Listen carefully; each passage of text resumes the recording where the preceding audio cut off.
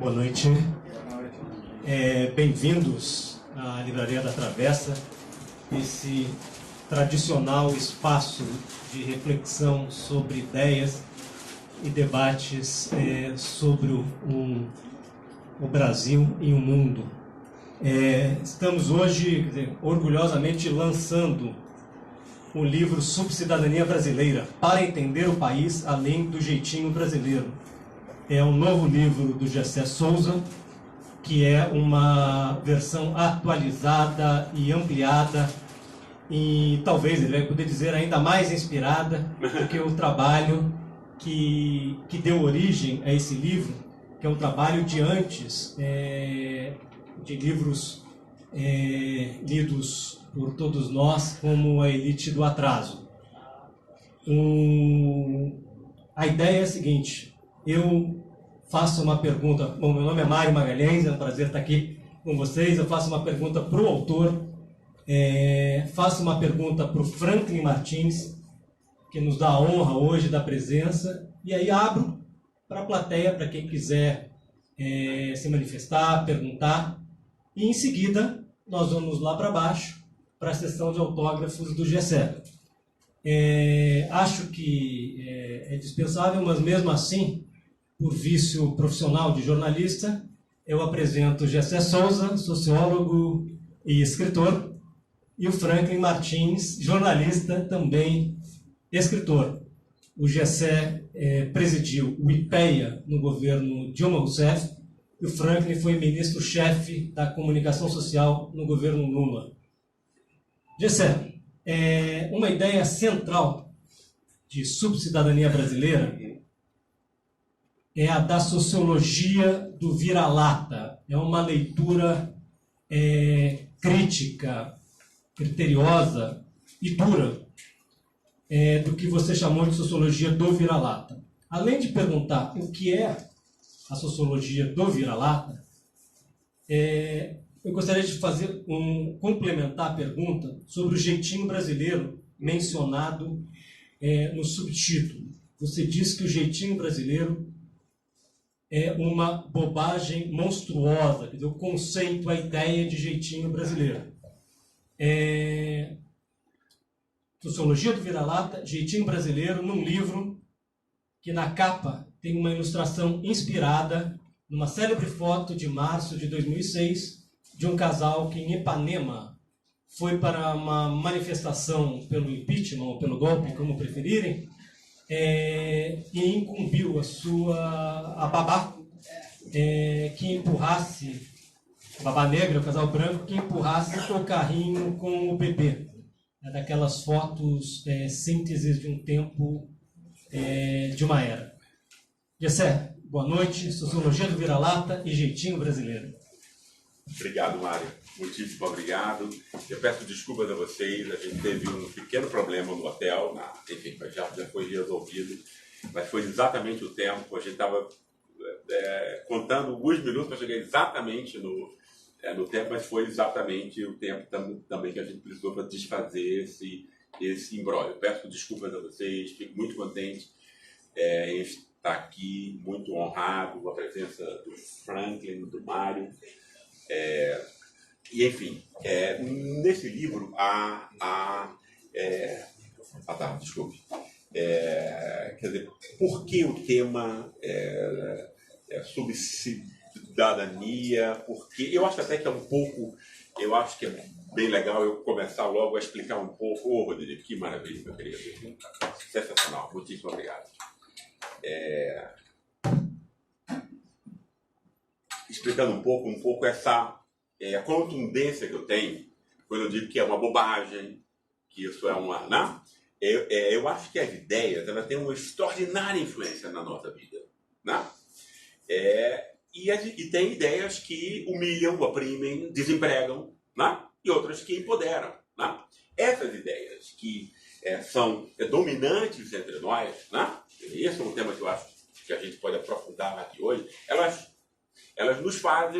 nos imbecilizam, ou seja, elas retiram a nossa inteligência, elas retiram a nossa capacidade de reflexão. Né? E como essas ideias elas estão perpassadas por uma espécie de prestígio, porque a ciência tem um enorme prestígio, né?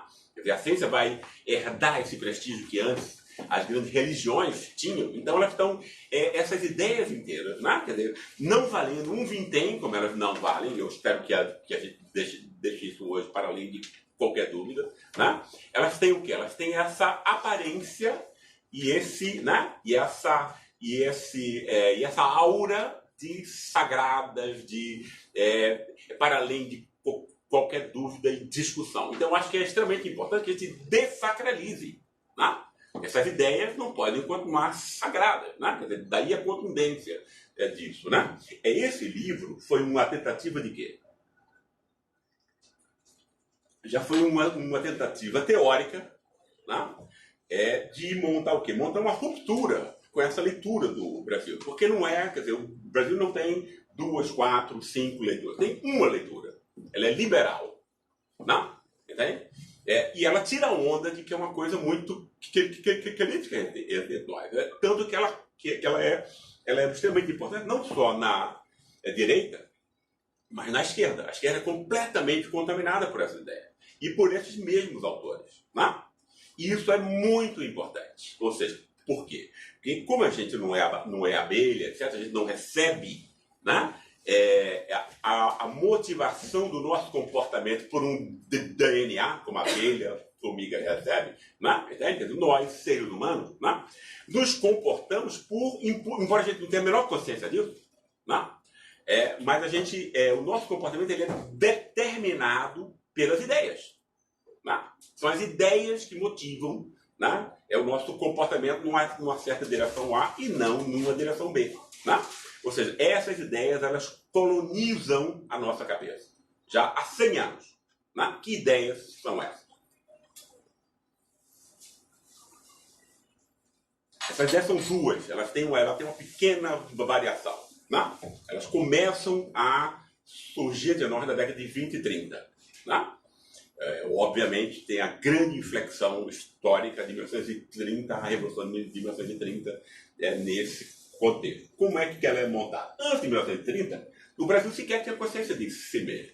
Né? Não tinha nenhuma ideia, né? Quer dizer, que organizasse, que nos contasse. Não havia um mito nacional, né? Entende? Que dissesse quem nós éramos, para onde nós íamos, quer dizer, quem nós somos, qual é o nosso projeto, etc, etc. Né? Uma nação que não tem isso, e José Bonifácio, patriarca da independência, que era um homem brilhante, sabia disso, né? Ele sabia que uma nação não se cria só com uma economia, com um Estado, etc., mas também com uma ideia. Né? E ele que antecipou essa ideia, né, de que a união entre as raças, entre nós, poderia ser esse instante unificador. Né? Porque você para criar uma grande nação, você não pode ser uma soma de potentados regionais, como nós éramos, até 1903. Então você não tem planejamento, nem econômico, político, cultural, nada. Né? Você precisa desse mito, né, de alguma maneira, né, para que você diga que as pessoas estão no mesmo barco e têm o mesmo projeto. Né? Como isso foi montado entre nós? Olha, quem primeiro montou isso de um modo convincente, né, porque Bonifácio adiantou os temas, mas ele não montou um pacote que as pessoas comprassem, quem montou esse pacote foi Gilberto Freire. Né? E é um pacote que está baseado, eu acho extremamente importante isso, né? Porque essa ideia ela nunca foi tematizada antes no nosso país. Né? Que é perceber o quê? Que é perceber que todas as ideias que têm a ver com o Brasil, né, elas são contaminadas por um racismo implícito. Né? A gente sempre pensa que a parte mais importante que tem a ver com as ideias é a parte explícita dela. Não é. A parte mais importante é o que fica implícito. É o que a gente nunca tematiza. Né? Como a gente nunca tematiza, isso tende a continuar. Né? E as ideias são extremamente importantes, por quê? Olha, porque em todas as épocas, em todos os lugares, né, todas as elites que vão dominar, tanto econômica quanto politicamente, ou seja, vai, né, fazer com que os outros obedeçam e vai meter a mão no bolso das pessoas, né, precisam legitimar esse assalto e essa dominação por ideias. Né? Se você não legitima por ideias, você não consegue obrigar, você não consegue subjugar as pessoas politicamente, nem explorá-las economicamente. Né? E essas ideias são, obviamente, uma racionalização disso, no sentido freudiano do termo. Né? Ou seja, uma distorção disso, uma mentira, basicamente. Né? Então, toda a ideia que as nações modernas vão montar sobre si próprias, né, vão ser uma espécie de conto de fadas para adultos. Né? Ou seja, para invisibilizar o poder real de uma pequena elite sobre a sociedade como um todo. Né? Então, por exemplo, você tem o mito americano, etc. Você tem o mito, o mito americano exatamente é um mito positivo, um mito contrário do nosso. Né? O nosso é de cachorro bebeira lá. Né? O mito americano, o mito ele transforma o mito judaico do povo eleito, né? Na mensagem do povo americano que vai iluminar o mundo. Né? Imagina isso. Né? Entende? Quer dizer, se os europeus, ingleses, alemães ficam brigando para ver quem são mais desenvolvidos, os americanos não têm a menor dúvida disso. Né? Que eles são os melhores, os mais inteligentes, mais produtivos. Claro, ele aprendeu na escola desde o começo. Né? Nós aprendemos o contrário. Né? Entende? Quer dizer, nós aprendemos que nós somos o quê? Nós somos burros, preguiçosos, né? Inconfiáveis e ladrões. Né? Ou seja, você é a escória. Você é o lixo da humanidade. Né? Esse é um racismo que a gente nunca pensa nele. Né? Tá? Esse racismo nunca foi sequer tematizado no pensamento brasileiro. Né? Ninguém nunca tocou nessa questão. Né? Todo mundo repete essa vira-latice. Né? Por quê? Porque a gente nunca percebe, nunca explicita o quê? Que existe, quer dizer, que o racismo é uma relação extremamente importante. Qual é a operação do racismo, pessoal? O que o racismo faz é dizer, existe gente de primeira classe, existe subgente. Isso é racismo. Né? Ok? Racismo não tem a ver com a forma apenas, embora seja uma forma extremamente importante, obviamente, mas é a forma mais visível do racismo, que é o racismo da cor da pele, né? Não é uma variante, ou seja, porque ela vai dizer que o branco é gente e o negro não é gente, né? Ela é uma variante de um racismo muito maior, muito mais universal, muito mais profundo, que a gente nunca se toca. Né? Qual é esse racismo? Racismo que vai dizer que algumas pessoas, né, que algumas classes, que alguns gêneros, etc., estão ligados à noção de espírito e outros estão ligados à noção de corpo. Né? Isso é a fundação moral do Ocidente, tem a ver com isso. Obviamente, essa é a doutrina da virtude platônica que foi incorporada pelo cristianismo como caminho para a salvação. Né? Quer dizer, as ideias elas passam a ser, né, o impulso para o nosso comportamento prático, não porque as pessoas começam a ler livros e dizem, essa ideia aqui é legal, eu vou escolher essa ideia. Não é assim. Né? Essas ideias são incorporadas, institucionalizadas, né, por instituições.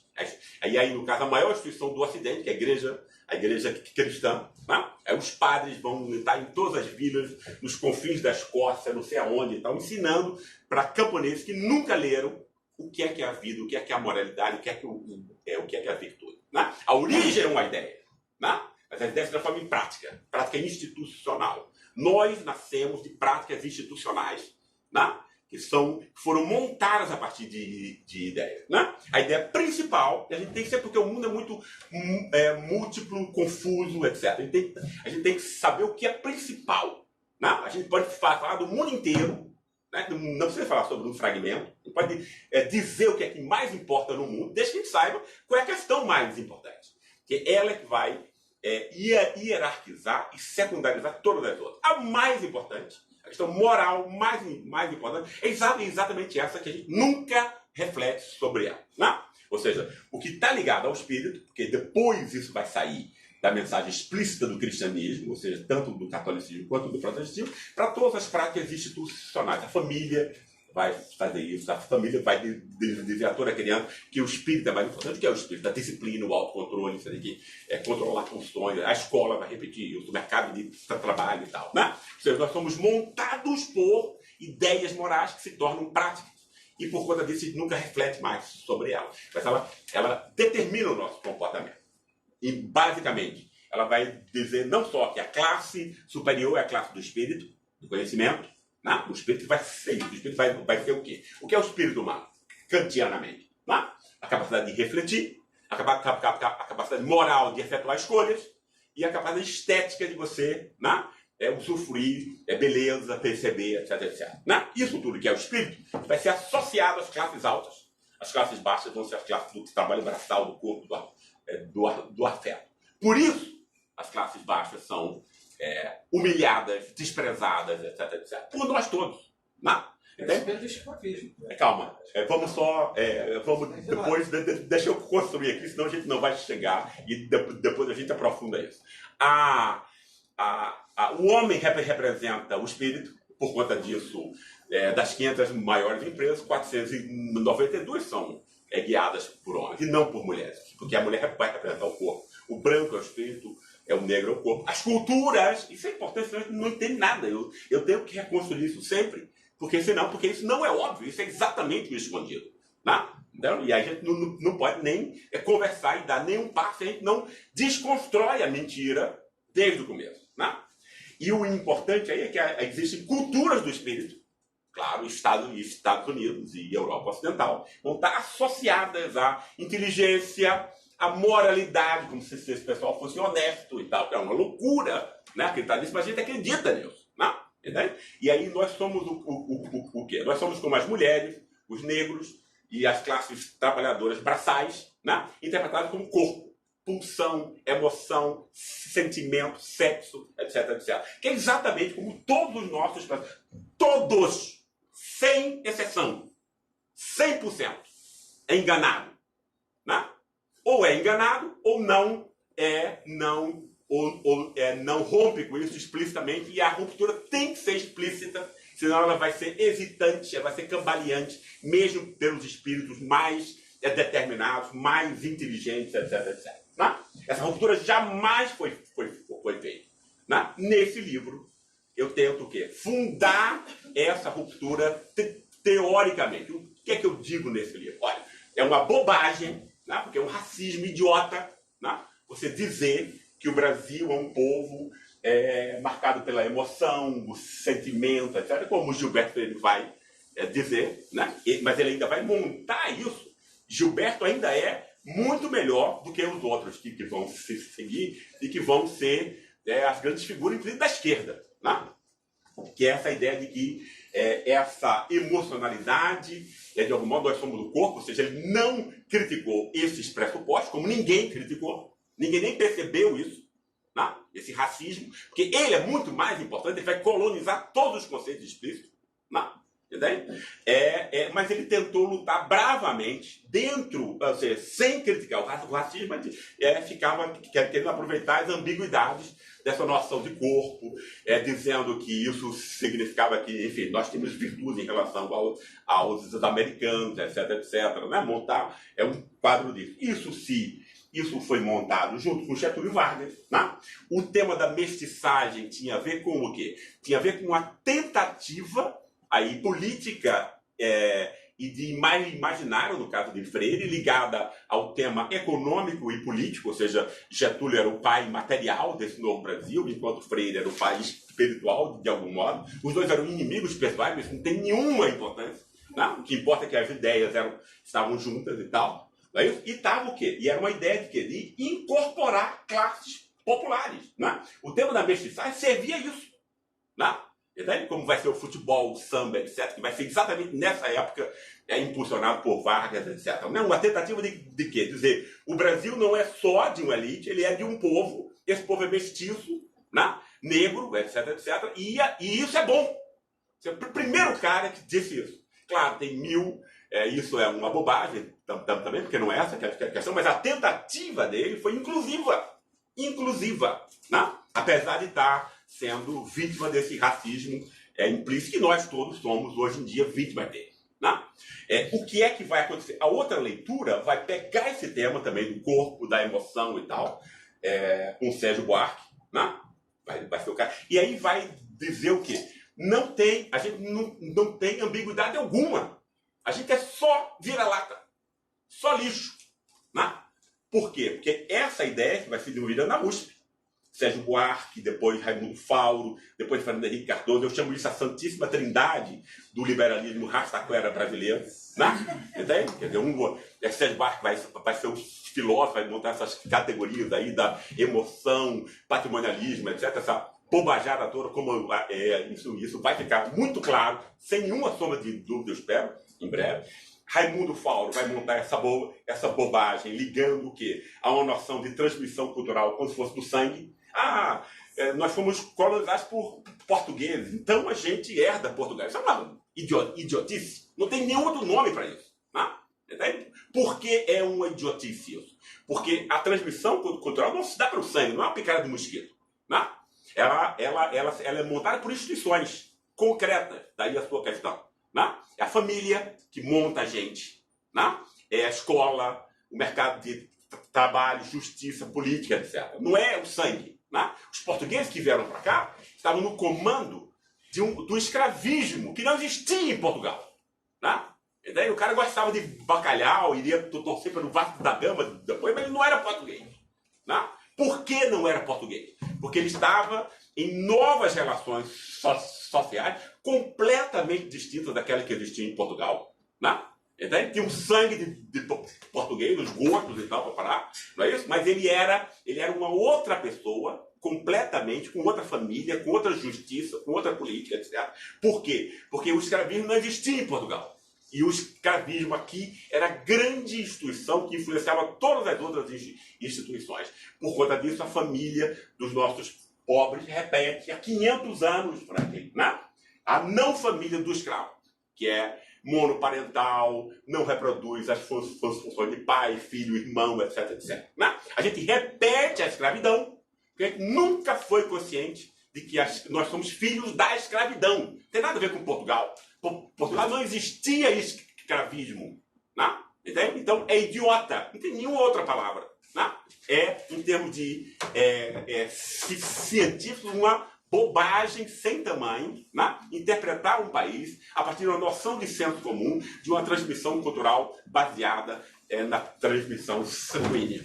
Tá? Esse tema vai estar ligado aqui.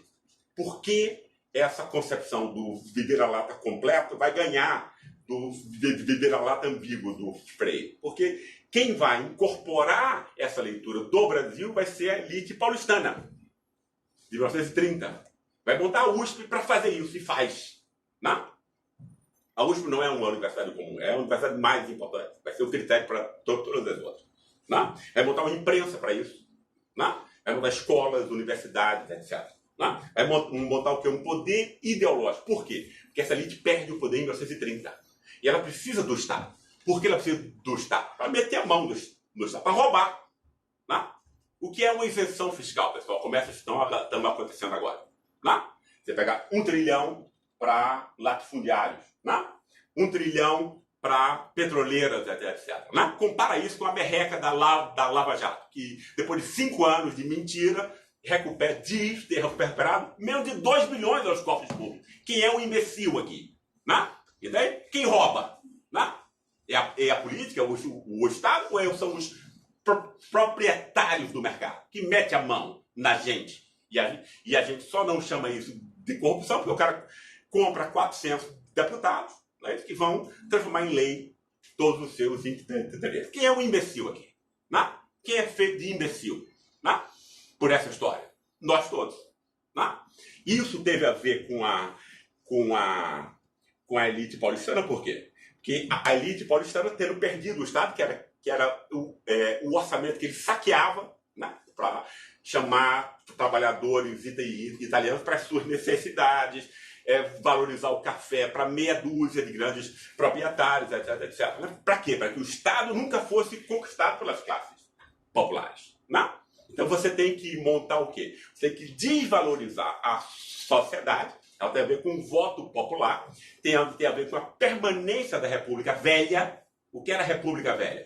O Estado tem que ser saque de uma pequena elite, né? E não pode ter povo votando, porque ninguém votava. Quer dizer, era 1% que votava na República. Não tem nada a ver com democracia. Continua sendo as duas grandes questões hoje. Né? Você tem que criminalizar o Estado e a política. Por quê? Ora, porque esse Estado pode, pelo sufrágio universal ou pelo debate, como aconteceu com Getúlio Vargas, e parar numa elite subordinada com interesse ligado às classes populares. Por conta disso existe essa ideia. Né? Essa ideia torna invisível o saque do mercado.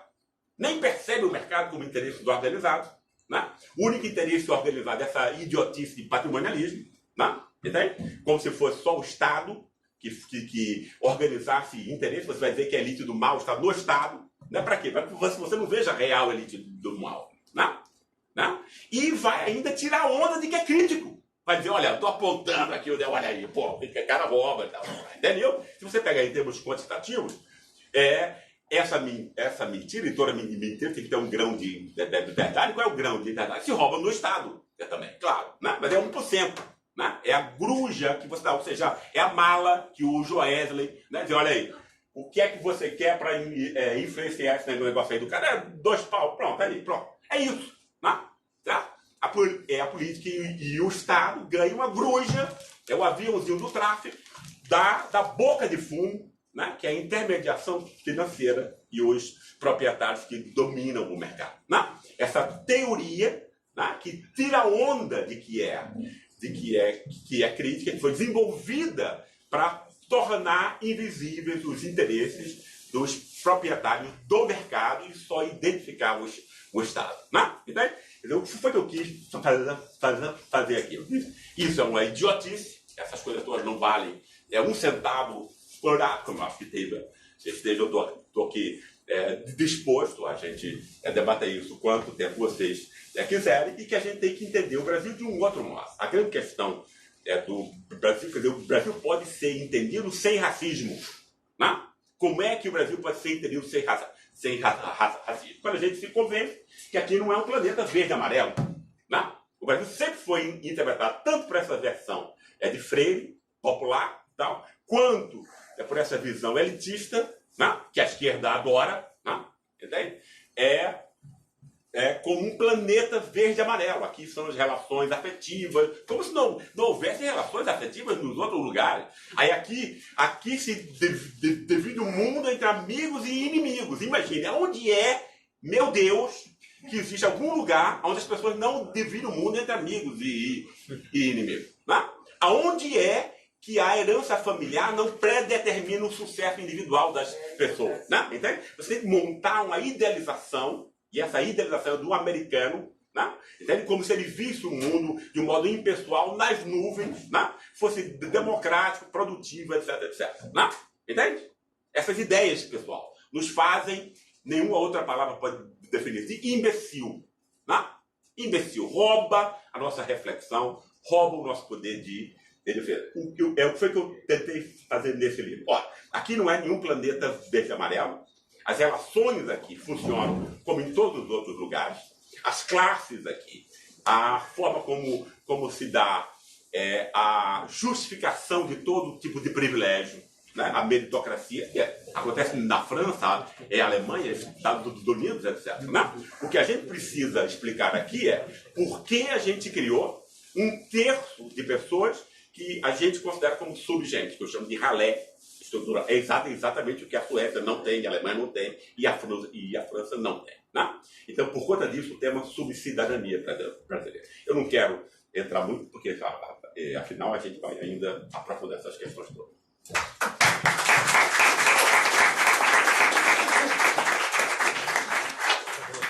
Bom, muito obrigado, Gessé. Desculpe, eu entrei muito. Do pontapé inicial.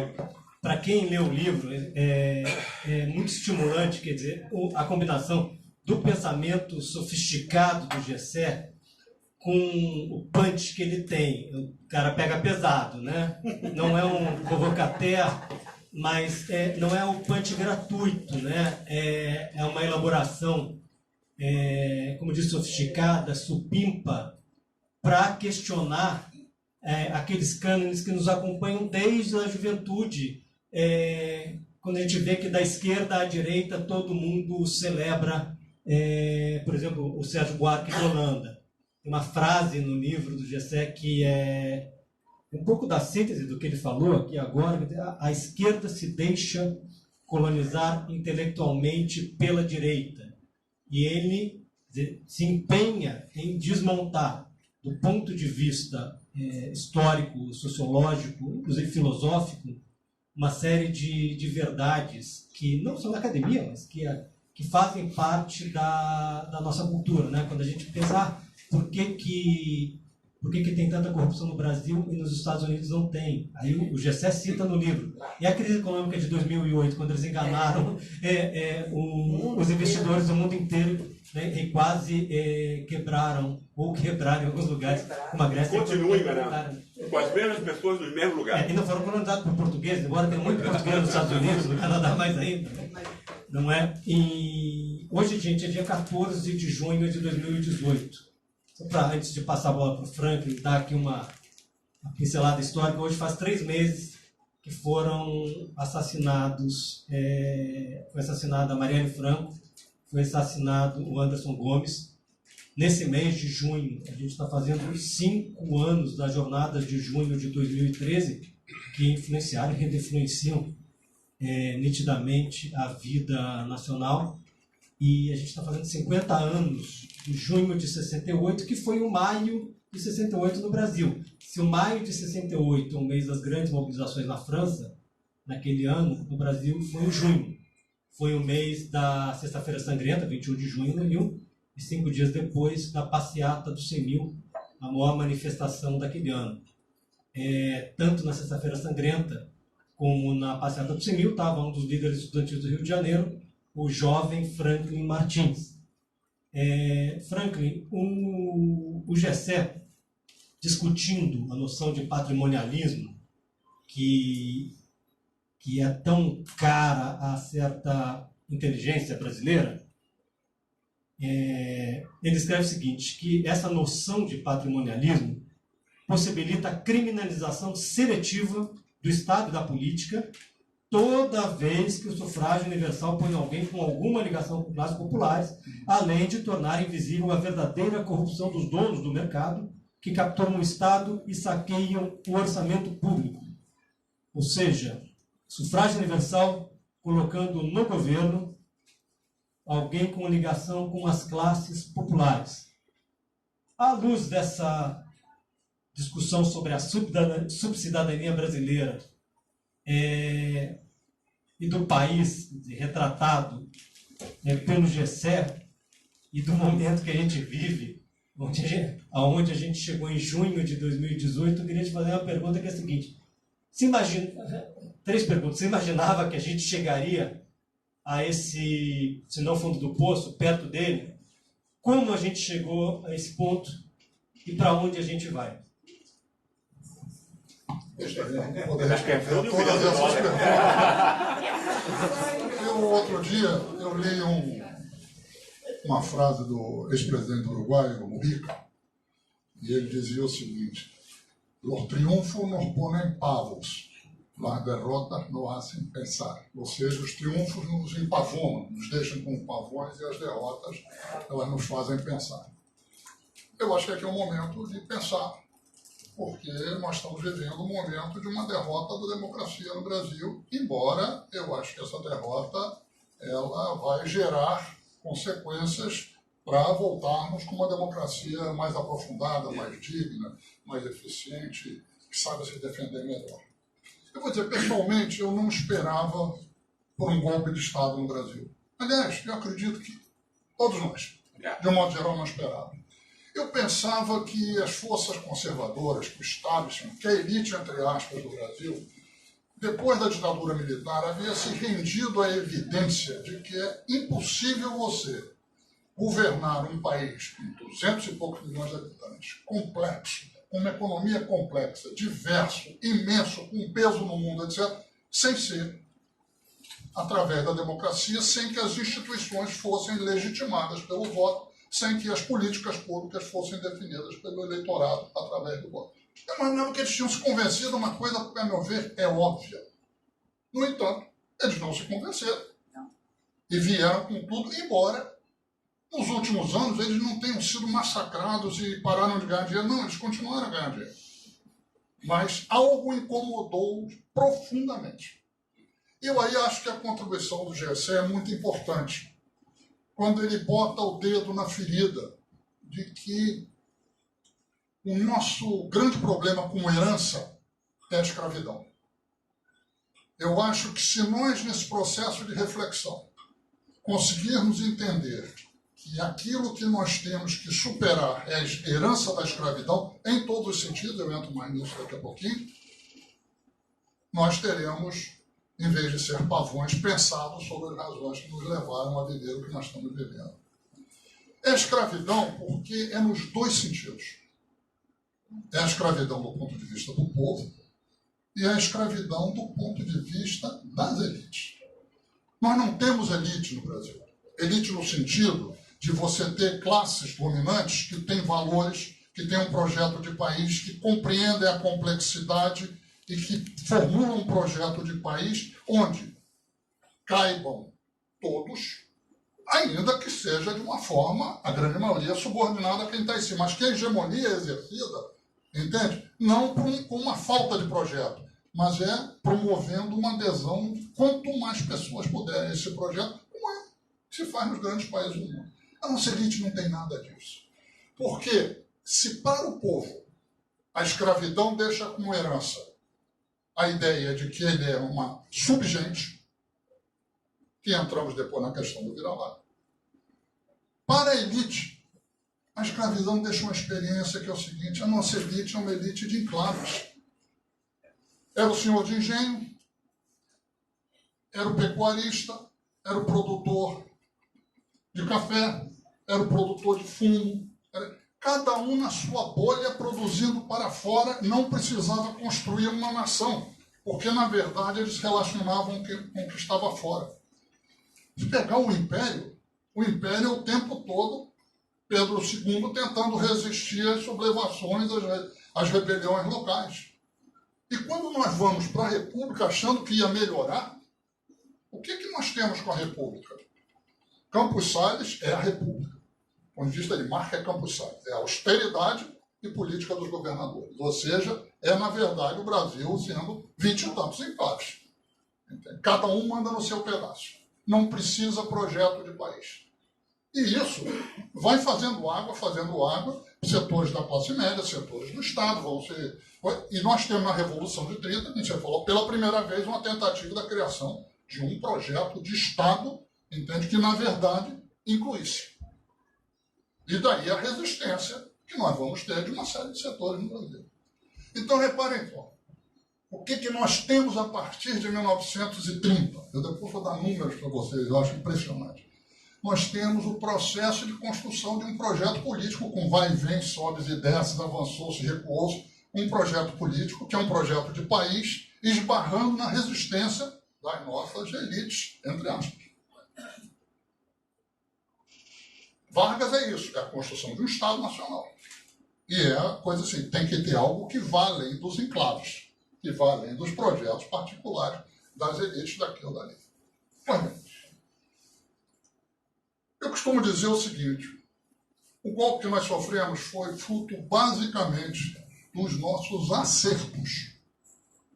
Embora ele foi vitorioso, basicamente, por causa dos nossos erros. Mas ele foi fruto dos nossos acertos. E quais são os acertos fundamentais? O acerto fundamental é que durante esses 12, 13 anos se atingiu a essência, a medula da coisa que naturaliza a dominação no Brasil, que é a questão do vira-lata. O que diziam, com raras exceções, uma delas é Getúlio, raras exceções Jango, mas o que diziam os nossos presidentes, de um modo geral? Ou quando não diziam, o que eles transmitiam nos seus discursos? Eu até gostaria de governar para todo mundo. Eu gostaria que todos pudessem ter oportunidade, mas, infelizmente, não dá. Dá para governar para 1/3 da população e olhe lá.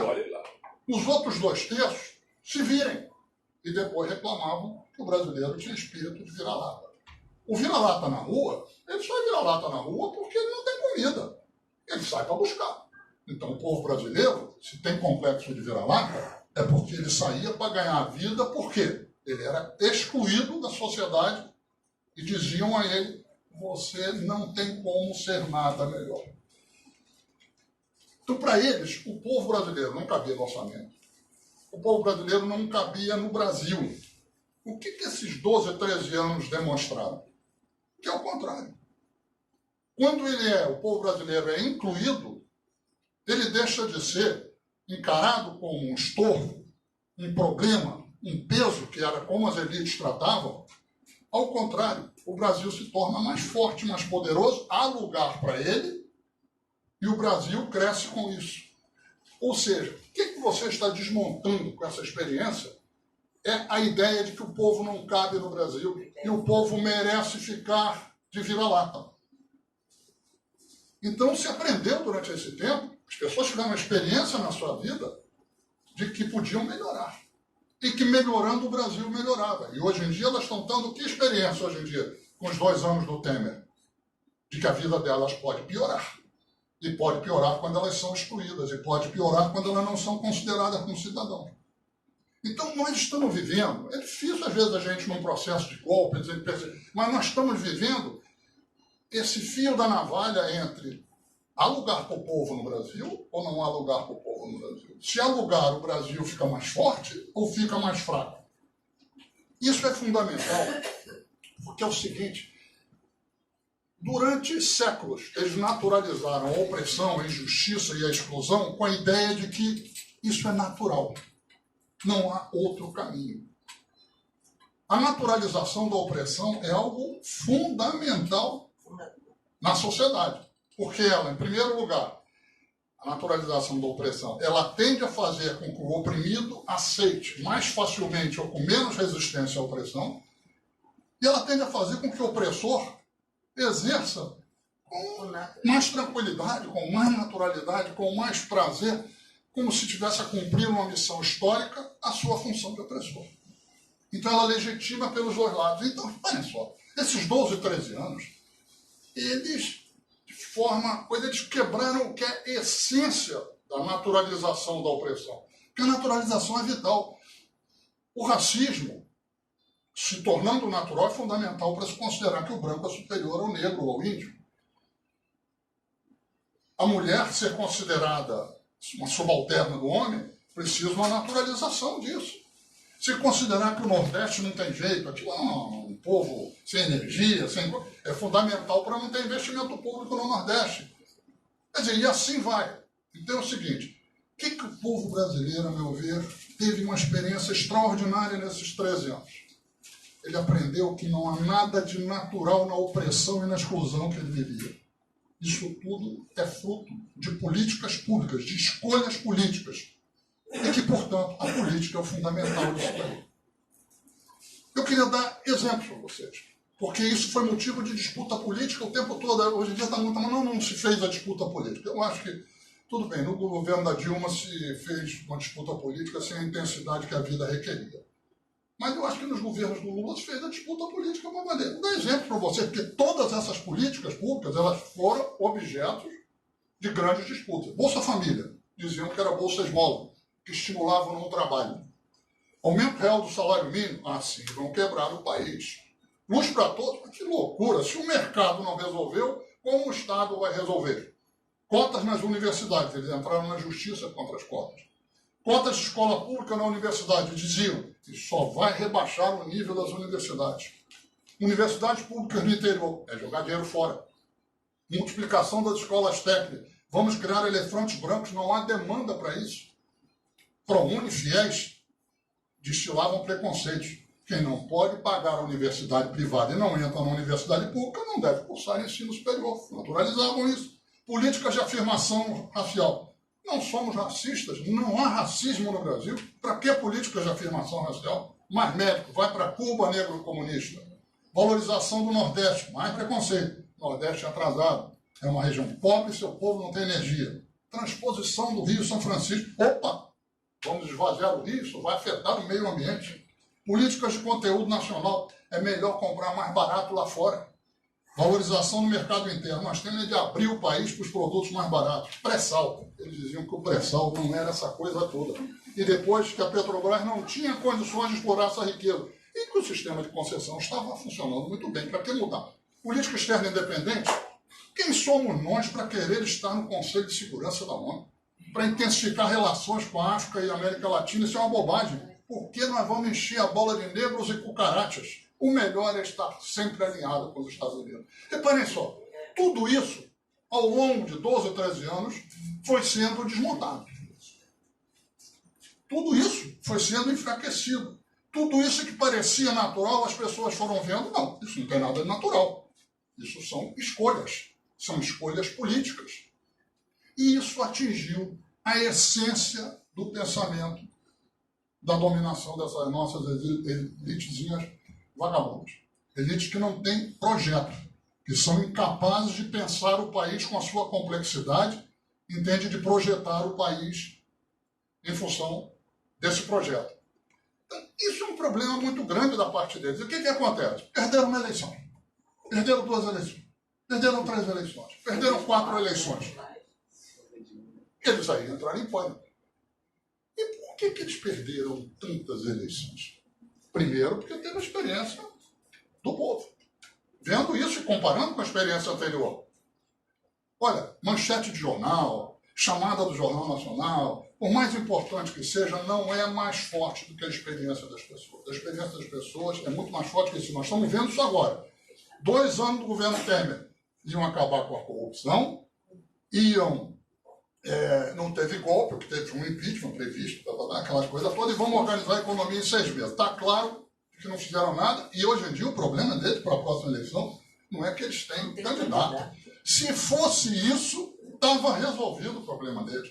O problema é que o programa que eles defenderam, que é o programa que eles querem, a população acompanha isso durante esses 2 anos e não vai votar nisso. Olha, queria lembrar a vocês uma coisa. Doutor Ulisses Guimarães, um homem extraordinário, grande contribuição para o país, senhor Diretas, dirigiu o processo da Constituição, da Constituinte Cidadã, quando foi candidato. Em 1989 ele não chegou a 5%. E por que ele não chegou a 5%? Porque a imagem dele estava associada ao governo Sarney.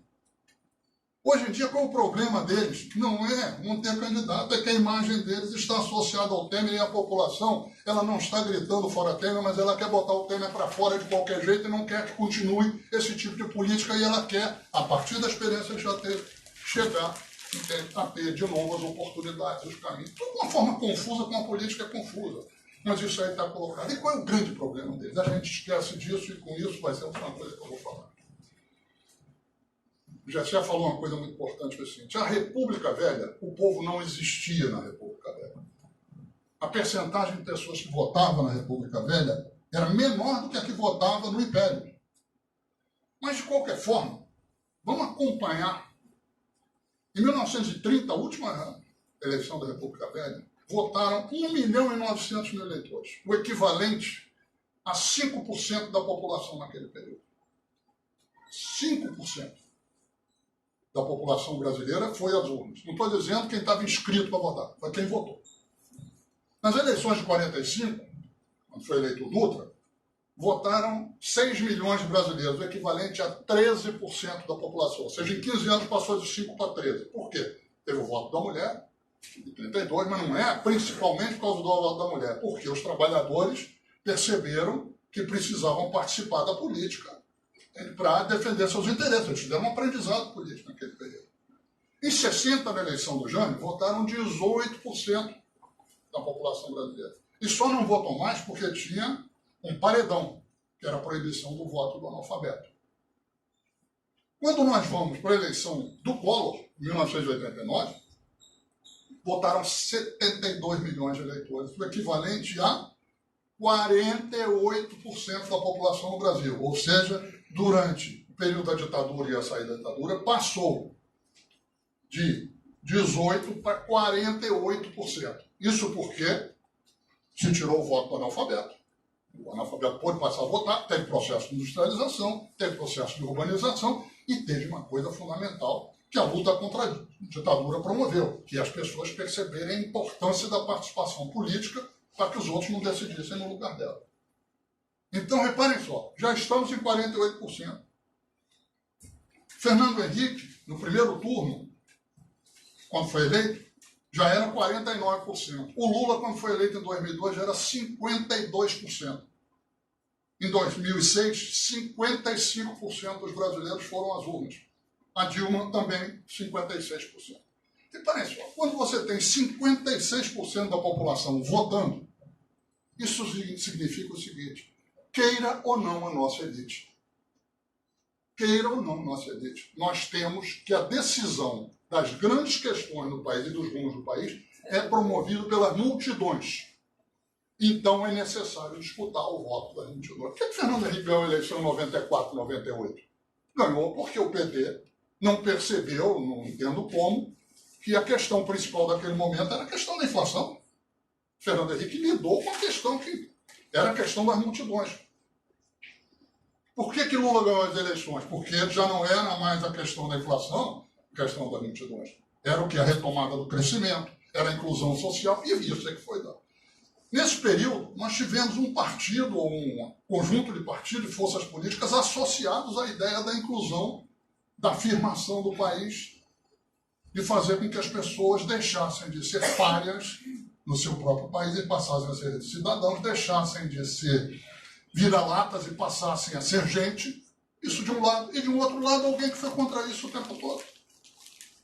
Então o que nós estamos vivendo hoje em dia no Brasil, e estou concluindo, nós estamos vivendo um momento que é um fio da navalha, porque é o seguinte, eles não têm como chegar e dizer o seguinte: vamos voltar a 5% da população votando, como era no tempo da República Velha, não tem mais. Não, vamos para 10%, 12%, não tem mais. Eles podem chegar e dizer, então vamos acabar com as eleições. Eles têm força para isso? Eles têm condição de fazer a disputa de programas entre inclusão e exclusão, entre democracia e falta de democracia? Eu acho muito difícil. Então, eles estão numa entalada monumental, porque o projeto deles e tudo aquilo que vem lá de longe, que é não ter projeto para o país e tratar a população como subgente, isso está difícil de continuar a tocar.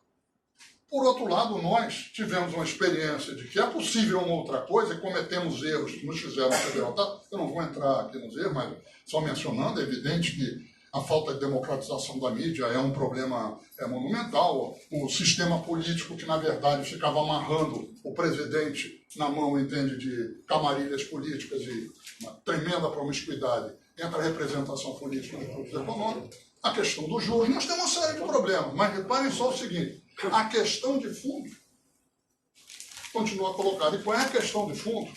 E aí eu volto para encerrar a questão que o Gessé coloca. A questão de fundo é o seguinte: nós precisamos acertar a conta com a escravidão. E acertar as contas com a escravidão não é uma democracia formal. É algo que inclua e que empodere, dê poder às grandes maiorias da população. E, de certa forma, isso foi feito de uma forma confusa, cheia de vai-vens, etc. Hoje em dia votam 50 e tantos por cento da população e com 50 e tantos por cento eu quero ver ganhar dizendo: eu vou fazer a reforma trabalhista, eu vou acabar com a Previdência, eu vou acabar com cotas, eu vou acabar com isso, eu quero ver ganhar. Então, qual é o drama que a gente vê? Eles terão força para impedir as eleições, para suspender as eleições, eles terão força para vetar candidatos e produzir alguma coisa domesticável? Eu, sinceramente, acho que eles estão numa entalada. Nós estamos numa situação complicada. Mas eles estão numa entalada porque eles foram longe demais, não tem bola para tudo isso. E o Brasil é um país muito grande, muito complexo, muito diverso, muito rico, com peso internacional tão monumental, que é impossível ser governado sem ser que as suas instituições sejam organizadas e definidas suas prioridades pelo voto das maiorias. Obrigado.